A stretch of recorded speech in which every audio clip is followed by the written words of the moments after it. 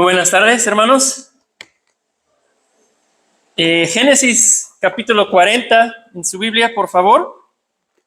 Seguimos con la serie en el libro de Génesis y hoy nos toca el capítulo 40 y pues le va a ayudar a seguir en su Biblia.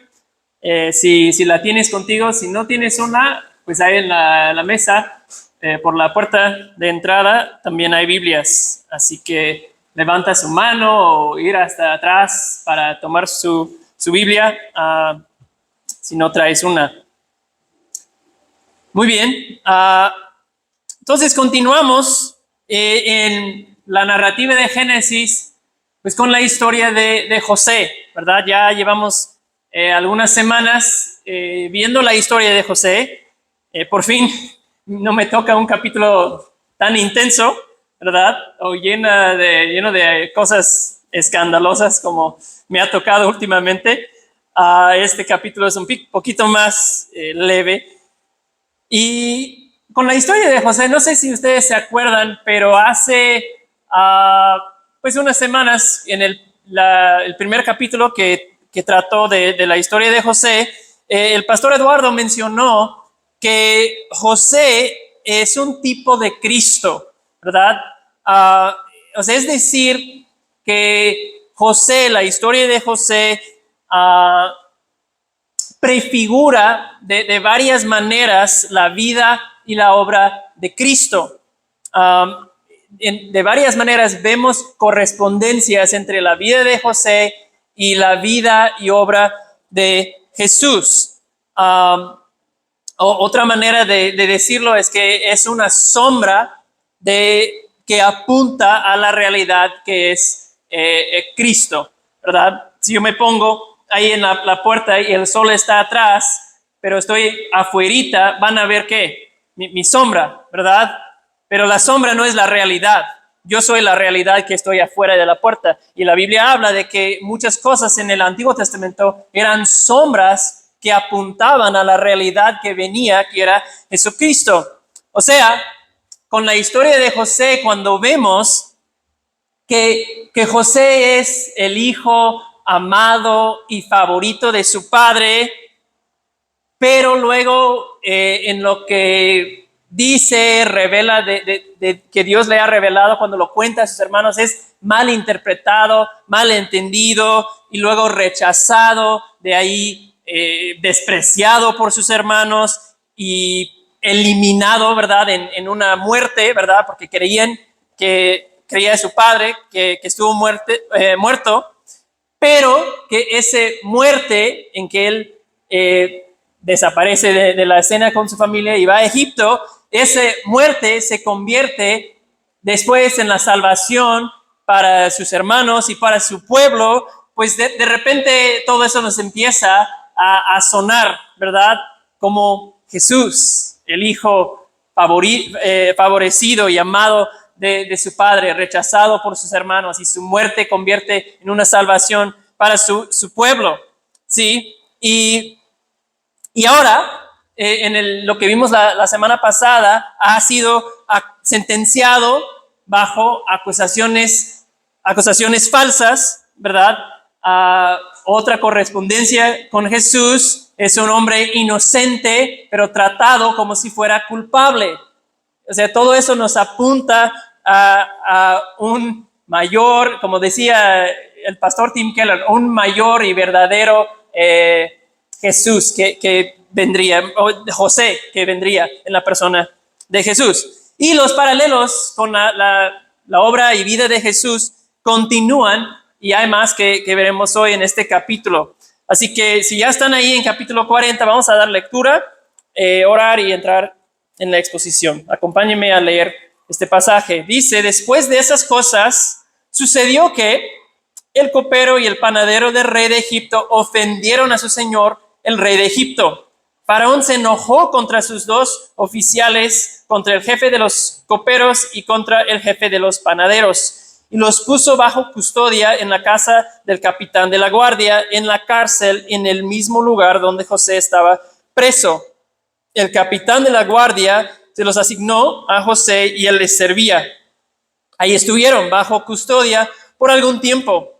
Entonces el copero y el panadero del rey de Egipto, que estaban encerrados en la cárcel, tuvieron ambos un sueño en una misma noche, cada uno su propio sueño y cada sueño con su propia interpretación. Cuando José vino a ellos por la mañana y los observó, vio que estaban decaídos y preguntó a los oficiales de Faraón que estaban con él bajo custodia en la casa de su señor, ¿por qué están sus rostros tan tristes hoy? Ellos le respondieron, hemos tenido un sueño y no hay nadie que lo interprete.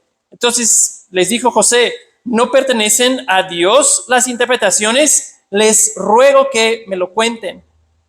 Contó pues el jefe de los coperos su sueño a José y le dijo, en mi sueño vi que había una vid delante de mí y en la vid había 3 ramas y al echar brotes aparecieron las flores y sus ramas produjeron uvas maduras. La copa de Faraón estaba en mi mano, así que tomé las uvas y las exprimí en la copa de Faraón y puse la copa en mano de Faraón. Entonces José le dijo, esta es su interpretación. Los 3 sarmientos son 3 días. Dentro de 3 días Faraón levantará su cabeza, le restaurará a su puesto y usted pondrá la copa de Faraón en su mano como acostumbraba antes cuando era su copero. Solo le pido que se acuerde de mí cuando le vaya bien y le ruego que me haga el favor de hacer mención de mí a Faraón y que me saque de esta casa, porque la verdad es que yo fui secuestrado de la tierra de los hebreos y aún aquí no he hecho nada para que me pusieran en el calabozo.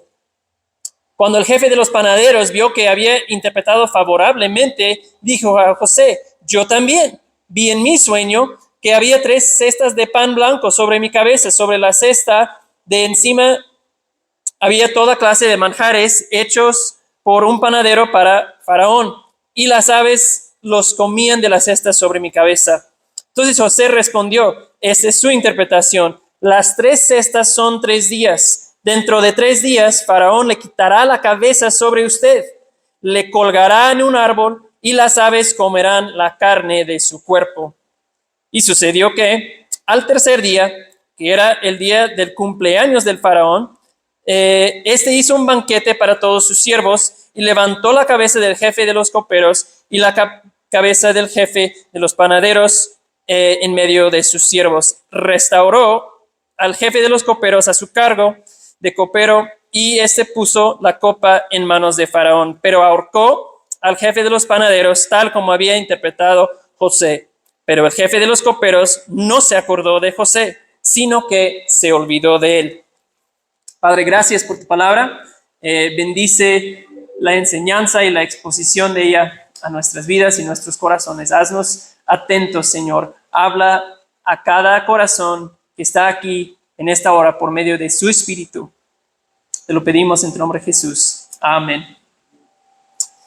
Muy bien. La historia, ¿verdad? No es difícil de entender, ¿verdad? Es bastante claro lo que ha sucedido. Y nosotros leemos esta breve historia y sabemos, pensando en la condición de José, que detrás de las circunstancias con sus hermanos, ¿verdad? Que le vendieron con Potifar, que fue falsamente acusado. Todo lo que ha sucedido a José, nosotros sabemos. Dios está obrando soberanamente en todos esos detalles en su vida. Sabemos nosotros que es Dios quien lo ha enviado a Egipto. Pero yo pienso que para José seguramente pues, tenía momentos de lucha, momentos de duda, ¿verdad? Ha pasado como una década más o menos desde que fue vendido por sus hermanos y pues su vida ha sido una prueba tras otra, ¿no es cierto?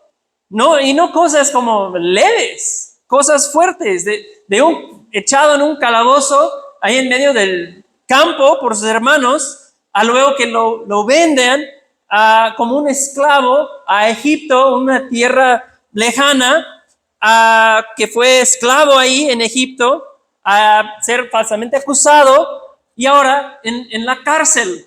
Ahora está en otro calabozo, ¿verdad? Has ido de ser el favorito de un padre adinerado, próspero, a estar en la cárcel en Egipto. No han sido cosas fáciles. Seguramente pues, le pegaba de vez en cuando darse cuenta de dónde estaba. Pero lo que hemos visto es que en medio de todo, José ha sido un hombre fiel, ¿no?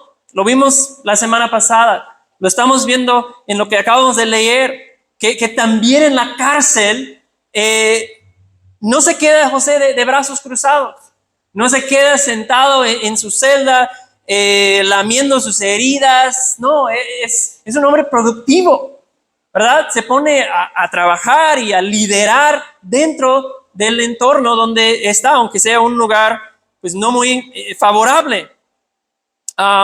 Y el Señor pues lo está prosperando de alguna manera ahí, porque lo que hemos visto, lo que vemos hoy, es que era un hombre que hacía todo súper bien, ¿no?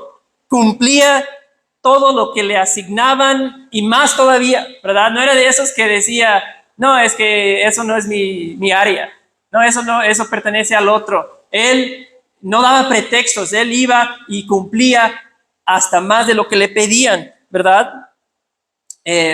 Ojalá fuéramos nosotros así, fuera yo así, ¿verdad?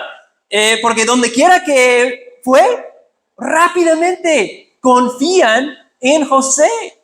O sea, no tardaba nada y que él estaba ya liderando asuntos ahí, una confianza total le tenía, o sea, escalaba rápidamente en el lugar donde estuviera.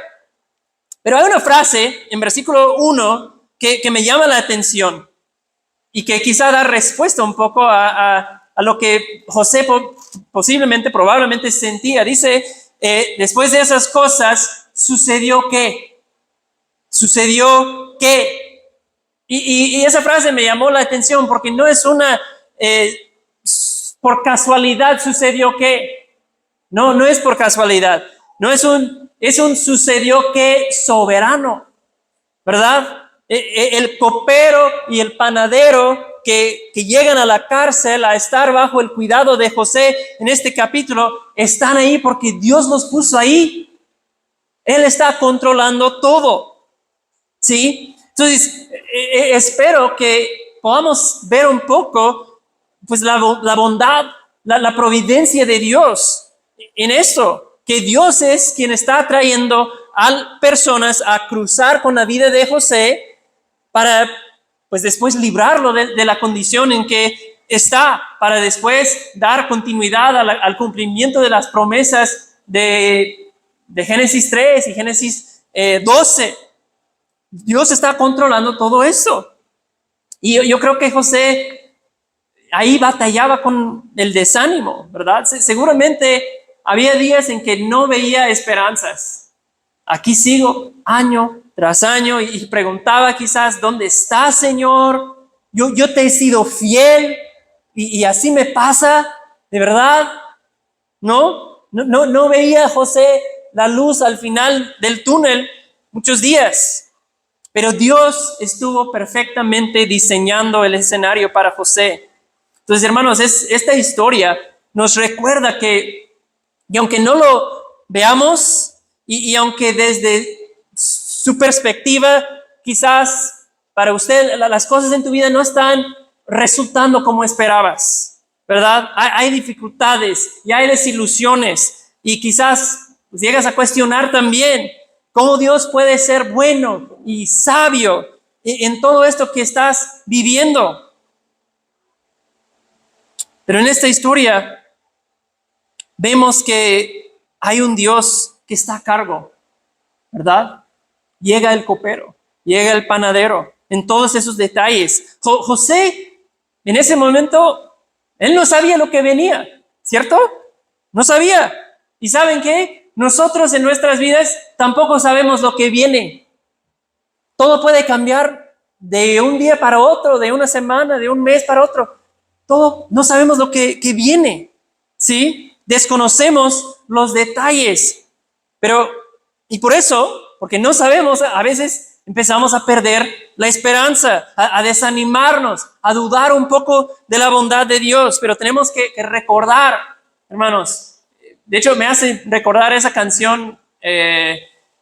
No es una canción que escucho mucho, pero creo que se hizo muy famosa en la pandemia. Se llama Waymaker, abres camino, algo así en español. Dice, aunque no pueda ver, estás obrando. Aunque no pueda ver, estás obrando. Siempre estás obrando. Y eso es lo que está pasando en esa historia. Podemos ver como una ilustración de esa verdad, ¿no? Es lo que Pablo dice en primera de Corintios 13, que ahora, en este momento, en nuestras vidas, vemos por un espejo, veladamente, ¿verdad? Dice Pablo, ahora conocemos solo en parte, solo vemos en parte, solo conocemos en parte, pero entonces conoceremos plenamente. Entonces creo que, hermanos, si nos detenemos a pensar y a reflexionar en este escenario, lo que estaba pasando en este momento en la vida de José y sabiendo lo que venía de la mano de Dios, eso nos puede dar ánimo, ¿verdad? Creo que hay gracia ahí para nosotros, para nuestras almas, hay fortaleza ahí para nosotros. Pasando ahora a la historia ya de los dos oficiales, ¿verdad? Que llegan a estar bajo el cuidado de José, el jefe de los coperos y el jefe de los panaderos. Ahora, quizás para nosotros no suena como un trabajo tan importante, ¿no? Pues un trabajador de cocina, pero no es así. Ellos son oficiales de alto rango en el gobierno de Egipto, del faraón. Alta confianza también. El faraón tenía mucha confianza en esos hombres. Regularmente estaban ellos en la presencia del rey, pero lo que vemos es que algo han hecho para pues romper esa confianza que tenían y provocar la ira del rey, ¿verdad? No nos dice exactamente qué es lo que había pasado, pero podemos como suponer más o menos lo que probablemente había pasado, dado que su trabajo de ellos es asegurar que los alimentos del rey están bien hechas, limpios, sin veneno, ¿verdad? El copero probaba el vino antes de que fuera servido al faraón.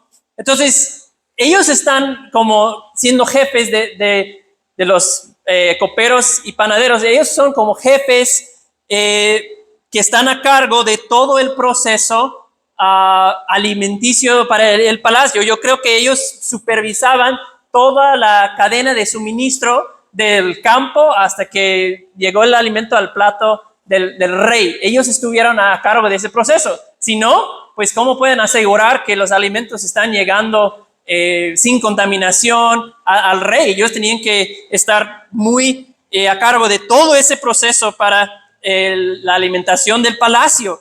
Entonces, probablemente lo que ha pasado es que ha ocurrido pues una especie de atentado contra la vida del faraón y al último minuto se descubre, o bien quizá se enfermó mucho el faraón, pero no murió. Entonces sospecha, pues alguien me trató de envenenarme, trató de quitarme de la escena, y no sé a quién culpar, si llegó por el alimento sólido o por la bebida. Entonces, como no sabemos, pues hay que echarle la culpa a los dos van al calabozo mientras investigamos y vemos qué ha sucedido. Probablemente algo así ha sucedido. Entonces, estando ahí ellos bajo el cuidado de José, en una noche tienen sueños los dos, ¿no? Y no sé, pues un día en la mañana José los estuvo llevando su desayuno quizás, y temprano por la mañana, y los ve y inmediatamente se percata de que pues andan perturbados, andan tristes, algo no está bien con ellos. Entonces les pregunta, oye, ¿qué pasa? ¿Por qué están así? Ya los veo bien preocupados. Y responden, no, es que pues soñamos y pues obviamente era de esos sueños que cuando te despiertas todavía lo ves todo, ¿cierto? Y no lo puedes quitar de la cabeza y sigues pensando que fue real, no sabes si enojar con la persona que apareció en tu sueño porque todo fue tan real, era de esos.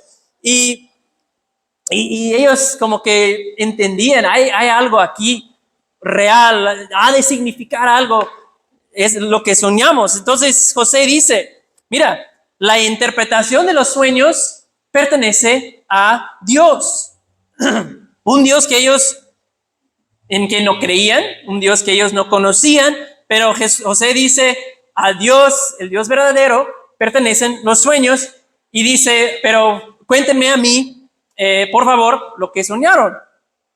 Pero, ¿verdad? Dejando claro que Dios es quien revela la interpretación.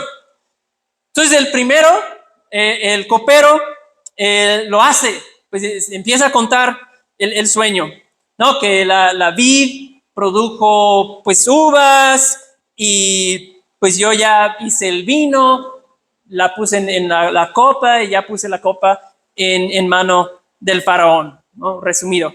Entonces José le da inmediatamente, parece, la interpretación. Y José, no, brother, te tengo buenas noticias. Qué bien soñaste, porque eso quiere decir que dentro de 3 días vas para afuera. Ya no vas a estar aquí y pues te van a restaurarte a tu antiguo trabajo. Vas a ser restaurado a tu puesto, ¿verdad? Tu cabeza será levantada y restaurada a donde estabas antes. Y bueno, escuchando eso, el otro se anima también, ¿no? Me hace pensar en ¿sabes? Cuando cuentas lo que soñaste como en una mesa que estás comiendo con la familia o con amigos, cuentas lo que soñaste y inmediatamente se activa algo en otra persona que yo también soñé una vez y quiere contar su sueño, ¿sí? Siempre es así. Y él ya se anima, ¿verdad? A contar lo que soñó también. Veía que la interpretación fue buena y dice, bueno, había para mí 3 cestas pues de pan y de todo clase de manjares que habíamos hecho ahí en las cestas y pues estaban sobre mi cabeza y venían las aves a comer pues lo que estaba sobre mi cabeza.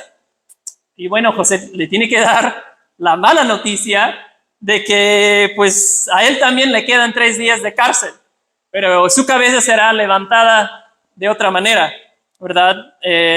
Pues será ultimado, ejecutado, ahorcado.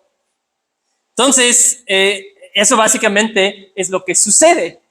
Ahora, interesante que hay varias cosas que podemos aprender de esa parte de la historia. Creo que hay 4 cosas que tengo aquí. No sé si Beto los puede ir poniendo. La primera, dice, siendo prisionero, José es un siervo que es sensible al dolor de otros. Siendo prisionero, José es un siervo que es sensible al dolor de otros. O sea, José ve esa mañana que algo les pasa, ¿verdad? Y no lo ignora. No hace como que no se da cuenta. No está José tan ensimismado en su propio sufrimiento y la injusticia que le ha pasado en su situación para que se olvida de otros. No, él muestra compasión, él muestra empatía, es dispuesto a servir a otros. ¿Sí? Y no pierden esto. Yo creo que algo importante aquí, que José, su propio dolor, su propia dificultad, todo el sufrimiento y la mala fortuna, por así decirlo, que le ha pasado en su vida, todo eso le ha preparado para ser un hombre así. Yo creo que es lo que le ha hecho un hombre sensible a los dolores y dificultades que otros estén pasando. Y es un hombre que puede identificarse con el dolor de otros. Hermanos, Dios no desperdicia sufrimiento en nuestras vidas. Dios siempre lo usa con un propósito para prepararnos, para cambiarnos y transformarnos y hacernos más como su Hijo, más útiles como siervos en su mano. Dios no desperdicia sufrimiento. Y es por eso, creo yo, porque todo lo que le había pasado ya a José, que no pierde esta importante oportunidad. Imagínense si no se hubiera dado cuenta y hubiera dado su desayuno y me alejo. Pues no hubiera pasado lo que pasa. Número 2, injustamente encarcelado, José cree que el poder y la presencia de Dios está con él. Injustamente encarcelado, José cree que el poder y presencia de Dios está con él. Podríamos agregarle que está en una tierra lejana, ¿verdad? Extraña. Cuando le mencionan los prisioneros de los sueños, ¿qué es lo primero que le viene a la mente de José? Pues a Dios. Inmediatamente dice, la interpretación de los sueños pertenece a Dios. Les apunta inmediatamente a Dios. ¿No pertenecen a Dios la interpretación de sueños? Entonces, les está apuntando al Dios verdadero, como ya mencionamos. Son hombres paganos, son hombres que no conocen al Dios verdadero, no han oído de él, y está diciendo, mira, si va a haber una interpretación de sus sueños, es porque Dios la ha dado, no yo. O sea, él pudo haberse tomado el crédito, pudo haber hecho un trato con ellos, a ver, si les revelo el sueño, van a inventar una historia para sacarme de aquí, o van a decir que yo soy una especie de Dios con poderes y que mala fortuna va a llegar al imperio si no me sueltan de aquí. O sea, pudo haberse aprovechado de alguna manera sabiendo que Dios iba a revelar el sueño, pero no dice, si hay revelación, si hay una interpretación, es que vino de Dios, apunta a Dios. Es un hombre que vivía constantemente en la presencia y realidad de Dios, ¿sí? Y lo que Dios le revela es lo que él va a comunicar a otros, ¿verdad? Lo que Dios ha revelado. ¿Okay? Número 3, Dios le está preparando para servicio futuro. En la cárcel, Dios le está preparando para servicio futuro. O sea, yo creo que en este lugar, rodeado es un cárcel para prisioneros políticos, ¿no? Los de alto rango que han hecho algo contra el gobierno egipcio, todos ellos están ahí. Entonces, yo pienso que José, estando ahí, cuidando de esos prisioneros, escuchando sus pláticas, hablando con ellos, ¿qué está pasando? José está aprendiendo mucho de cómo funciona el gobierno egipcio, de cómo moverse en el entorno del palacio, quizá cómo tratar con el faraón, aprendiendo los costumbres y modales correctos, ¿verdad? Para hablar con el faraón. Todo eso, yo creo que está aprendiendo algo ahí de eso. Todo eso le servirá, ¿verdad? Cuando de un día para otro es lanzado, catapultado, ¿verdad? De la cárcel al palacio. Dios lo está preparando. Entonces, espero que podamos ver esto, que en la cárcel Dios lo está preparando para servir en el palacio. En la cárcel Dios lo está preparando para servir en el palacio. Y Dios a menudo hace lo mismo con nosotros. A lo mejor ya te has dado cuenta, ¿sí? Lo mismo con sus siervos. Nos prepara haciendo algo muy difícil, muy humilde para un servicio mayor. Un autor habla de cómo Dios desarrollaba o preparaba al profeta Elías. El profeta Elías era de los más poderosos y famosos y dotados profetas del Antiguo Testamento. Pero ¿qué pasa? Elías empieza su ministerio, tiene algunos logros importantes y de repente Dios lo manda al desierto. Está viviendo junto a un arroyo un tiempo. De ahí Dios lo manda a vivir con una viuda en una tierra que ni pertenecía a Israel y tenía que ahí orar todos los días para que Dios les proviera el alimento. Pero el autor observa que todo esto, podría parecer un desperdicio. Ahí está este profeta tan talentoso, tan dotado, con tanto poder, ¿y por qué Dios lo tiene ahí en el desierto? Pero el autor dice que todo esto le estaba preparando para enfrentar los 450 profetas de Baal y cientos profetas de otro Dios también en el monte Carmelo. O sea, para que él tuviera la confianza en ese día frente a todo ese pueblo para orar a Dios y pedir que cayera fuego del cielo y tener la confianza que Dios iba a responder, Dios lo tuvo 3, 4 años en el desierto orando todos los días para que llegara el alimento. Y él sabía ya, Dios responde mis oraciones. Sí, el punto es este, hermanos. El tiempo en el desierto, en la cárcel, de enfermedad, de escasez, sintiéndose estancado, lo que sea que estés pasando en tu vida, si perteneces a Dios, lo está utilizando para forjarte en un siervo útil y preparado. Dios lo está usando. Número 4. El comportamiento sabio y fiel de José en esta etapa de su vida juega un papel importante en sus futuros bendiciones y éxitos. Es como vimos en el capítulo anterior y lo vemos aquí también en el pasaje de hoy, que José sigue siendo un hombre piadoso, un hombre recto, que hace lo correcto, íntegro, ¿sí? Y José está en un lugar muy malo. José está rodeado de paganismo, rodeado de oportunidades para el pecado, ¿sí? Y aún así, aún ahí en ese lugar, no pierde su identidad, no pierde sus convicciones, José. Ahora, es cierto, como ya hemos visto y hemos dicho en este sermón, que Dios está soberanamente controlando todas estas circunstancias. Su llegada a Egipto, la llegada de esos hombres a la cárcel. O sea, Dios está moviendo, controlando todas las circunstancias. Y Dios todavía lo hace, ¿verdad? Él hace lo mismo en nuestras vidas para llevar a cabo perfectamente su voluntad. Dios está en control.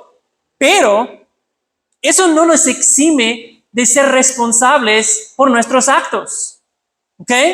Dios es soberano, pero al mismo tiempo, hermanos, Él nos da la libertad de decidir cómo vamos a responder en medio de las circunstancias que vienen en nuestras vidas. Sean favorables o sean adversas y difíciles, Dios nos da la libertad de decidir cómo voy a responder. ¿Sí? No somos títeres, ¿verdad?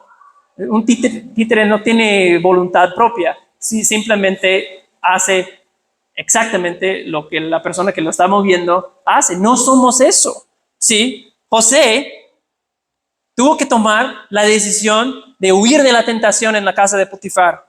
Él tomó la decisión de ser fiel y cumplido y trabajar duro y ser honesto en su trabajo. Él tuvo que decidir hacerlo. Él tomó la decisión de escuchar y servir a los prisioneros, ¿verdad? Entonces, ¿a qué voy con eso? No pienses que tu comportamiento diario, tus decisiones hoy y mañana, o por pequeñas que puedan ser, tienen poca importancia. Todas las decisiones que tomamos en la vida, incluso las pequeñas, tienen mucha importancia. Sí, podríamos hacer una lista, no sé, de a qué horas te levantas, eso es importante, cuánto tiempo pasas en el celular, cómo te entretienes, qué comes, dónde estudias, cómo hablas con los demás, cómo trabajas, dónde trabajas,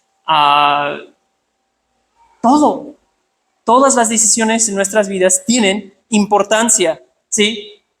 Todo eso las decisiones que José tomó en su vida, en esa etapa, tenían todo que ver con sus futuros éxitos y bendiciones. Así que, hermanos, lo que sembramos hoy en nuestras decisiones tiene todo que ver con lo que cosecharemos más adelante. Y lo vemos ilustrado aquí con José. Bueno, pasamos ahora a la última parte. Ahí está. José resulta ser un profeta verdadero, ¿verdad? La Biblia dice que si la profecía no se cumple, pues es un profeta falso, pero José es un profeta verdadero. Exactamente como había dicho, sucede. El copero es restaurado y el panadero ahorcado. Pero vemos en versículo 15, nos dice que José, pues obviamente, no quería estar ahí, ¿verdad? Estuvo a cargo de ciertas cosas, pero no es un lugar agradable, lo llama calabozo, ¿sí? Él siente todos los días la injusticia de lo que le ha pasado, de su situación. Los años de su vida están pasando y nomás no avanza, él siente. Entonces ve la oportunidad con el copero y dice, oye, este va a estar en presencia pronto del faraón. Entonces le pide, oye, acuérdate de mí cuando ya estés con el faraón, a ver si pues le platicas un poco, él entiende mi caso y puedo yo salir de aquí, ¿no? Porque, reitera, yo no he hecho nada para estar aquí. Pues nada más un comentario aquí que me hizo interesante, que encontré en el estudio. Unos señalan aquí otro paralelo con Jesús, que igual que Jesús, hay un hombre inocente entre dos criminales, ¿verdad? En la crucifixión fue así. Y en la escena de la crucifixión sale una petición, acuérdate de mí cuando ya estés en presencia del rey. No sé si eso estira la idea mucho, pero es interesante. Puede ser otro paralelo que nos apunta a Jesús. Pero el último versículo, ¿qué nos dice? Pues nos dice que la única esperanza pues que tenía José en ese momento le falló. No se acordó de él, ¿verdad? Regresó a la chamba, pues tenía mucho que hacer para ponerse al corriente en el trabajo y se olvida de José. Otra esperanza en la vida de José postergada. Y tal vez sientes lo mismo, ¿no? Abandonado y olvidado por una persona o por Dios. Y si estás ahí hoy, de alguna manera, en el calabozo con José, estancado, recuerda eso, que Dios no se ha olvidado. Dios no te ha abandonado ahí, ¿sí? Dios a su tiempo y a su manera te levantará de ahí. Santiago dice, tengan por sumo gozo, hermanos míos, cuando se hallan en diversas pruebas, sabiendo que la prueba de su fe produce paciencia y que la paciencia tenga su perfecto resultado para que sean perfectos y completos sin que nada les falte. Y de esa historia, José va a pasar 2 años más, pues de eso, siendo perfeccionado en la cárcel. Pero la esperanza no se ha perdido. Aunque él no lo vea, Dios está obrando. Y hermanos, no sé si se acuerdan, pero yo fui a contar, hice la búsqueda y conté 6 veces en lo que va de Génesis, de 1 a 40, 6 veces ya hemos visto que Dios recuerda, Dios se acuerda de su pacto, o dice que Dios va a recordar. 6 veces ya, y hay muchos más que vienen en la Biblia. Entonces, el libro de Génesis nos recuerda que tenemos un Dios que no se olvida, un Dios que recuerda. A José no lo ha abandonado, y al final habrá otro sueño, ¿verdad? Y José va a ver, oye, no fue pues el copero que me sacó de aquí, fue Dios que me sacó de aquí, porque el copero se olvidó, ¿verdad? Yo me imagino que pasaba la primera noche diciendo, ya en la mañana vienen por mí para sacarme de aquí. No, nada. Otro día, otra semana, a lo mejor sí, ya se acordó, tuvo tiempo de reflexionar y seguramente ya le ha platicado, y no, 2 años más. Sí, se olvidó de él. Sí, pero Dios no se olvida, hermanos, y el mismo Dios que no abandonó a José, tampoco olvidó de su pacto. Tampoco olvidó de las promesas que hizo en Génesis 3 de traer a un Salvador. Y lo hizo, ¿verdad? Trajo a su Hijo Jesucristo, que ha prometido también nunca abandonarnos, nunca olvidarnos. Es un Salvador perfecto. Jesús es un Salvador perfecto, hermanos. Y Él vino a rescatar, Él vino a extender misericordia a todo aquel que confíe en Él, hermanos. Aunque lo justo, aunque lo merecido para nosotros sería el mismo destino que el panadero, nosotros, por fe en Jesús, podemos recibir el destino del copero y ser restaurados a comunión y relación con el Dios vivo y verdadero. Esa es la esperanza del Evangelio. Entonces, hermanos, al final del día, hemos hablado mucho del ejemplo de José. Y José es un excelente ejemplo para nosotros. Y aprendemos de él, y eso es correcto. Pero al final del día la lección no es sé como José. La lección es conozca al Dios de José y su Hijo Jesucristo, para que Él te salve y para que Él te transforme en lo que fuiste diseñado ser, un siervo útil para su gloria. Esa es la lección, que conozcamos al Dios de José y a su Hijo Jesucristo.